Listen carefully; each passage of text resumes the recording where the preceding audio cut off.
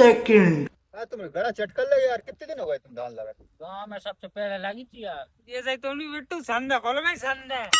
पानी तो भरो जन में। बस हाँ यार। सब धान सूख जा रही है। तो क्या कर रहे हैं तो आतम दे दो आतम रिमोट है। हाँ तुम्हें दे देंगे, फिर हम कहाँ से लगाएंगे?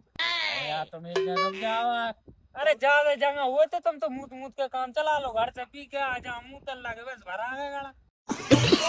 यूर के तक संग मिले क्या तू 1000 रुपया दंगो बाबू के मुंह तार देना। ए तो मेरी बस की नहीं है, मुंह भी तो नहीं करे मेरी जगह नहीं करे। वो तो मुँह तो भाई जोड़ा नहीं बदले। और का मेरे खुद ही खाली पड़े आगे चटक नहीं रहे तुमने कहीं जी संना खोल गए तो मुंह से कहा कह रहा बहुत क्यों आएगा तुमरे में मुंह तो नहीं हमने में आज तो तुम मोटर के चल साथ रही है पैर लगाई। मोटर चल हम प्रेशर दे रही है खास कर तुमने कहीं लेंगे नहीं पारा वाली सुखी जा रही है पर तो हमने टीवी चल रहा चद्दो के देख के क्या वो एक की पानी दे रहा चद्दे के एक दे चार दो दे अब ये हफ्ता बाद पानी के चाहिए। अरे जी जब तक होशियार। सूख रख गया सूख गई सब हमने हमें सूख जा तुमने बहुत